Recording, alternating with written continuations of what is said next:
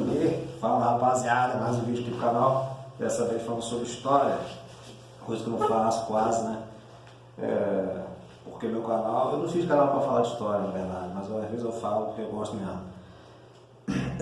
Revolução no Brasil, Desigualdade Social, Revolução no Brasil, esse é o título do vídeo, se não me engano. Bom, para falar sobre isso, eu vou pegar dois acontecimentos históricos no Brasil, dois episódios, para explicar o que eu quero dizer. É o seguinte: a Inconfidência Mineira, que é show de bola, e a Conjuração Baiana, que também é show de bola também, e a gente tentar comparar as duas. Bom, a Inconfidência Mineira, 1789, mesmo ano da Revolução Francesa, 1789, a Revolução Francesa, lá de 1789 a 1799, 10 anos. Depois vem Napoleão Bonaparte, meio que estende a Revolução Francesa até 1815 e tal. E a Inconfidência Mineira, 1789, mesmo ano da Revolução Francesa. E assim como a Revolução Francesa, a Inconfidência Mineira, né, tem inspiração, olha eu batendo o dedo direto, tem inspiração nas ideias iluministas, sobretudo que se espalham pela Europa, sobretudo a partir da França, século XVII e principalmente século XVIII. Tanto é que o século XVIII é considerado o século das luzes e tal, que são ideias bem revolucionárias para a época, assim, tal, na época em que a Europa ainda vivia o antigo regime e tal. A América inteira era colônia de países europeus, tinha desigualdade jurídica entre os homens, havia uma predominância da mentalidade religiosa, e você não podia muito, de repente, até falar contra a igreja, você poderia falar, mas com uma certa limitação, colocar coisas em prática era difícil e tal. Tinha servidão no campo, esse tipo de coisa toda. Enfim, então eram ideias bem revolucionárias. Essas ideias vão servir de inspiração para a Revolução Francesa, conforme eu falei, vão servir de inspiração para a Inconfidência Mineira e vão servir também de inspiração para a Conjuração Baiana, que é com a qual nós vamos comparar, né, em relação à Inconfidência Mineira. A Inconfidência Mineira, ela é feita sobretudo pelas elites, tá? E pessoas da elite brasileira vão estudar na Europa, sobretudo em Coimbra, em Portugal. Lá na Europa elas têm contato com essas ideias revolucionárias, voltam para o Brasil e aqui elas difundem essas ideias entre elas. Cláudio Manuel da Costa é um exemplo de um poeta, que, enfim, são pessoas desse calibre que vão participar da Inconfidência Mineira de 1789, com exceção de dois. Um que era ali um mestiço, mas que não teve participação relevante na Inconfidência Mineira, mas tem um famoso, o mais pobretão de todos, que é inclusive o participante mais famoso e talvez também o mais entusiasta da Revolução, que poderia vir ocorrer em Minas Gerais, que é o tal do Tiradentes, né? Joaquim José da Silva Xavier é o nome do cara, Tiradentes. Inclusive, 21 de abril é feriado nacional, né, de Tiradentes e tal. O feriado inventado pela República, né, e tal. Enfim, é outra história já, né, que eu esqueci isso. Mas, então, e na Inconfidência Mineira, feita pelas elites, né, a coroa portuguesa vai descobrir, tem esses planos revolucionários em Minas Gerais, né?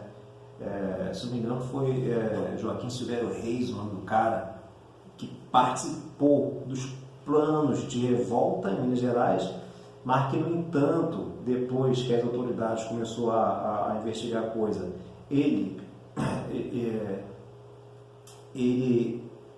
para tentar livrar a sua barra, ele que era um revoltoso também, para livrar a sua barra, ele decidiu delatar os seus antigos companheiros, né? E entregou todo mundo, tal, a Inconfidência é descoberta, a galera é presa,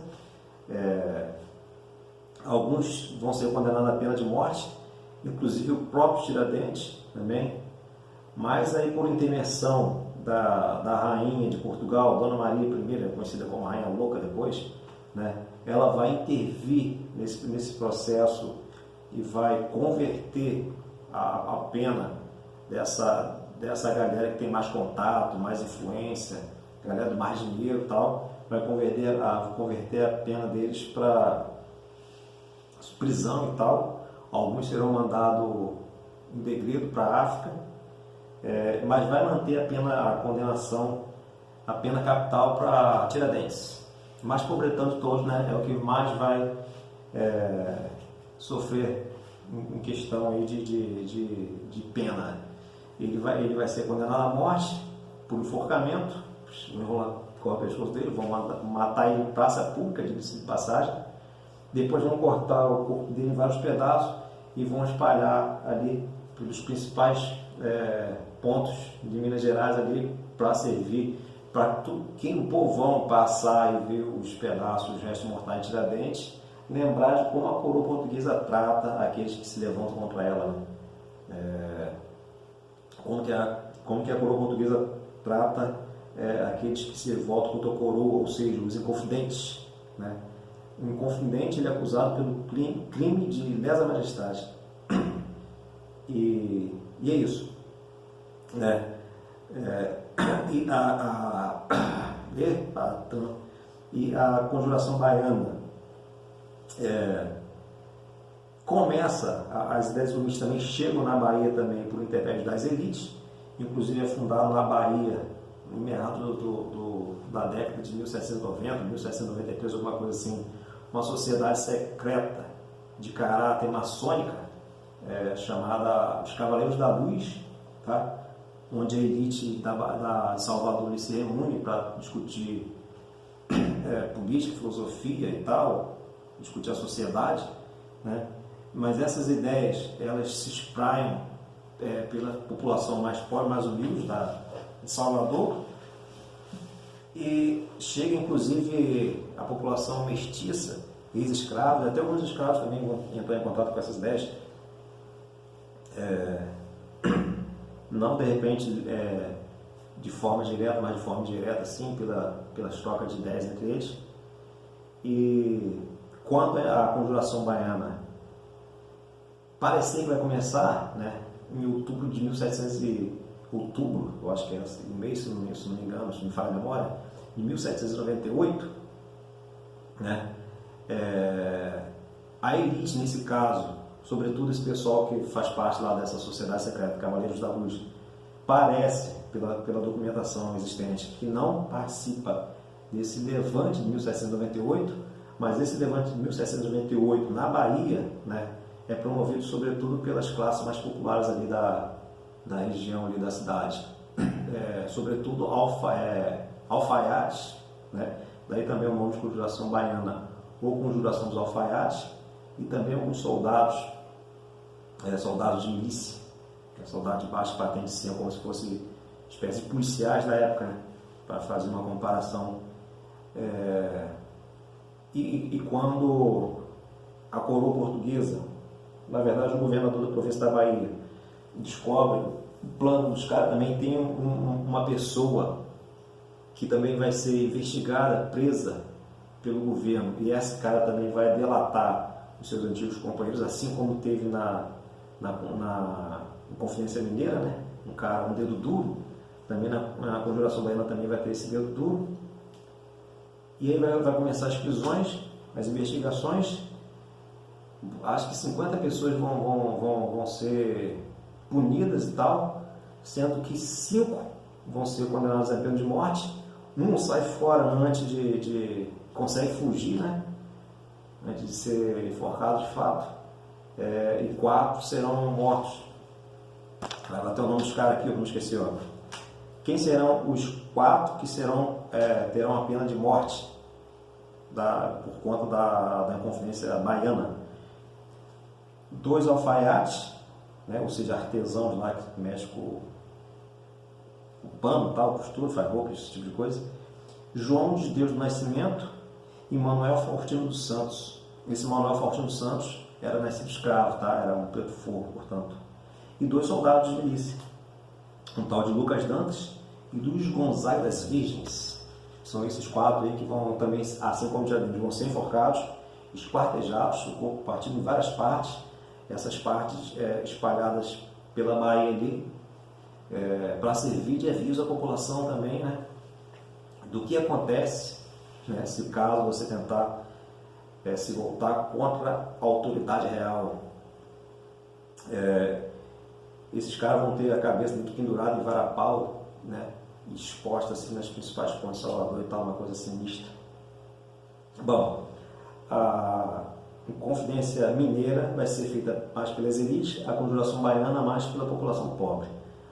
A Conjuração Mineira de 1789, promovida pelas elites, busca principalmente romper com a coroa portuguesa, proclamar a independência de Minas Gerais, para ter mais liberdade de comércio, liberdade de empreendimento e talvez, sobretudo, para se livrar dos impostos, né? Porque os mineiros tinham que pagar imposto para a Real Fazenda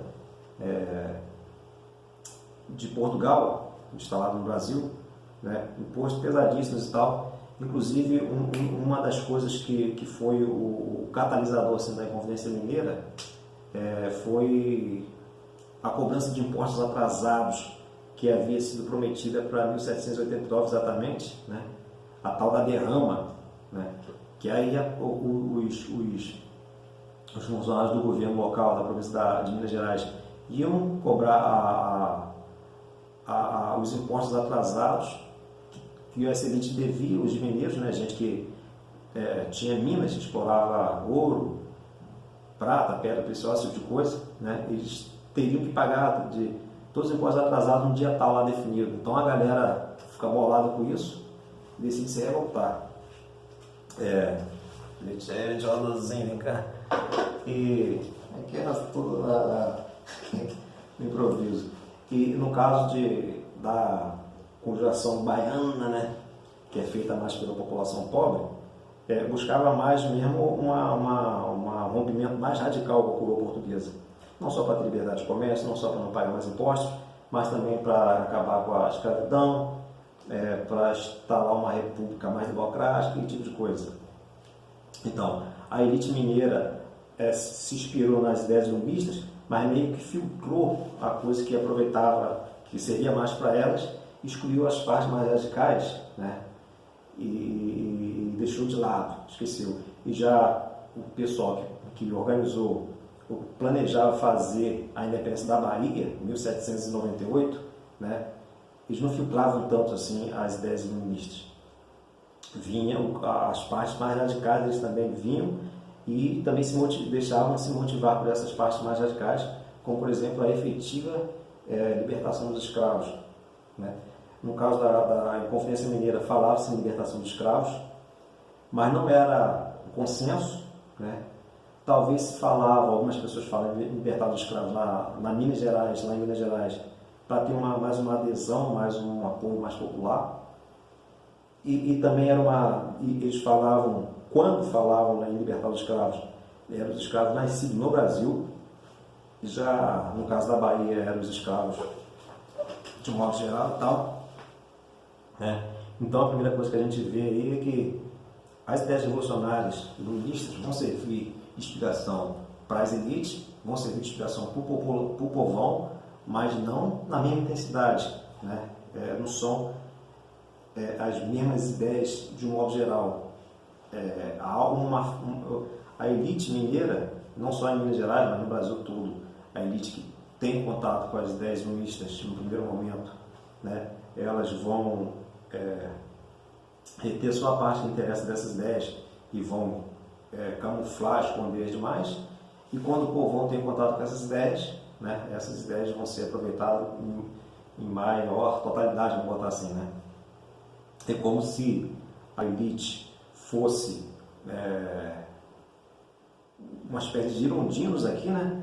Mais conservadores, apesar de que lá na França os girondinos, que são a facção conservadora da Revolução Francesa, os jacobinos, a facção mais radical da Revolução Francesa, a facção mais conservadora da Revolução Francesa, os girondinos, eram da burguesia. Tanto os jacobinos quanto os girondinos eram opositores à nobreza francesa da época. E a elite brasileira aqui, de certa forma, era a nobreza, né? Porque eram os duques, os barões, os marqueses e tal. Apesar de eles lerem essas ideias feministas, eles utilizavam essas ideias feministas mais para lutar contra o domínio colonial e não tanto para fazer uma revolução social, né? Enquanto que o povão, a galera mais pobretona, assim, quando entrar em contato com essas ideias feministas, usava essas ideias feministas não só para romper o pacto colonial, né? Não só para se livrar do domínio português sobre o Brasil, mas também para fazer uma revolução social e com maior democracia, uma liberdade de fato, realmente levar ao pé da letra a igualdade entre os homens e coisa e tal. Vou ler um textozinho que rapidinho só para fechar a bagaça. Aqui um textozinho aqui rápido. Toda vez que eu vou ler um livro, rapaziada, eu faço aqui, ó, porque essa porra toda. Opa, o palavrão aí foi mal. E aquela letra assim macabra de sempre, né? Então, para fechar, no Brasil do século XVIII, à medida que as ideias revolucionárias chegaram da Europa do século XVIII, a sociedade brasileira cada vez mais se inquietava com o domínio colonial a partir da coroa portuguesa, ou seja, as elites brasileiras e o povo começaram a questionar igualmente o domínio colonial que Portugal impunha sobre o Brasil. Por parte da elite, uma das principais queixas contra a coroa dizia respeito aos impostos. E também, é claro, a falta de liberdade comercial e falta de empreendimento.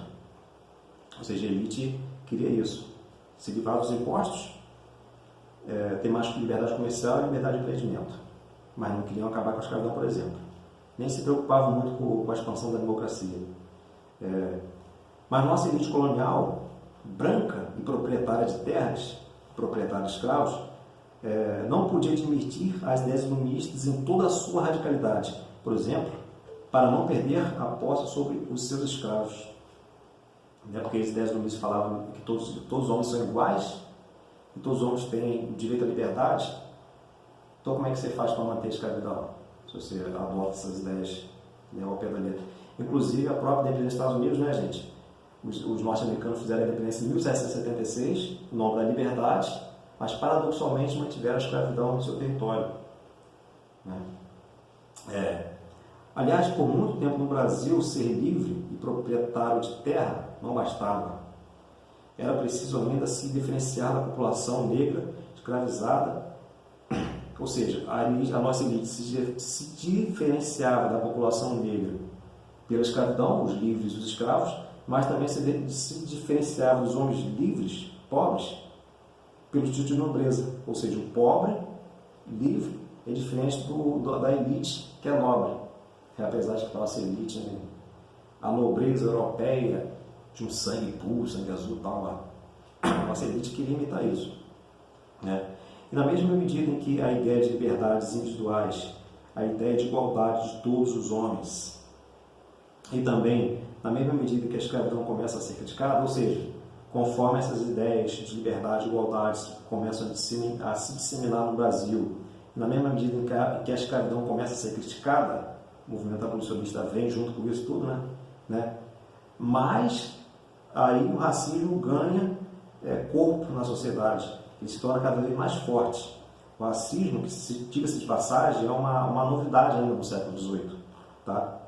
E o racismo, tal como a gente conhece hoje, o racismo evolucionista, ele é mais recente ainda no século XIX, a partir das ideias evolucionistas de Alfred Wallace, e principalmente Charles Darwin e tal. Ou seja, conforme a elite brasileira branca pede essas distinções por título, eles não são mais os nobres, eles não são mais os proprietários escravos, quanto mais eles se igualam, quanto mais a sociedade brasileira, pelo menos em termos teóricos jurídicos, iguala os homens, mais o racismo cresce. Assim, se a escravidão vinha perdendo força, e se a distinção jurídica entre as pessoas tendia a acabar, a elite colonial não se contentava em não ser apenas proprietárias de terra no Brasil e tal. Ela também queria ser superior em termos de raça. Como se para afirmar sua sofisticação e sua superioridade, fosse necessário apontar o outro que não se é, ou seja, o pobre rude, o pobre que é rude, o mestiço e o negro. Muitas vezes, para a gente marcar nossa superioridade, a gente tem que apontar alguma inferioridade para fazer essa comparação. Né? E essa elite brasileira nossa meio que fazia isso com relação aos negros e mestiços. Todos somos iguais, mas nem tão iguais assim. Nós brancos, proprietários de terra, tal, somos superiores, somos uma raça superior aos negros e coisa tal, aos mestiços. Por isso também é difícil até hoje para muitas pessoas brancas e privilegiadas de algum tipo querer admitir que não traz nenhuma marca de superioridade e nascença. É difícil algumas pessoas admitirem que não tem nenhuma superioridade inerente a priori. É muito difícil abrir mão não só de ser um ser superior economicamente, mas também socialmente. Admitir a igualdade de todos, admitir que não há raças, admitir que ser igual, o cara, que é da elite lá, que durante muito tempo era diferente, não só pelo título de nobreza, mas também pela questão do racial, ele para manter essa distinção, essa suposta superioridade dele, ele é especialmente difícil aí abrir mão dessa ideia racista. Quanto mais rápido eu quero falar, mais devagar igreja, mais enrolado fica, mas está no final já. Fundamental da democracia. Então, para a nossa democracia se aprimorar, para ver um maior desenvolvimento econômico e coisa e tal, é necessário, é fundamental, é importante que o racismo ele seja extinto no Brasil, né, gente? A terrível desigualdade social no Brasil é contemporânea da escravidão, mas é anterior ao racismo. Ou seja, o Brasil é desigual desde quando o Cabral chegou aqui, e tal. O Brasil é desigual desde sempre. Mas o racismo, ele é mais recente do que a própria desigualdade do Brasil, entendeu? Desigualdade econômica, desigualdade social e tal. Mas o racismo, apesar da desigualdade social e econômica do Brasil ser muito antiga, anterior ao próprio racismo, o racismo é uma das coisas que sustenta essa desigualdade econômica e essa desigualdade social, sem dúvida, E é basicamente isso. Se você gostou, dê um like aí e se inscreve no canal e blow!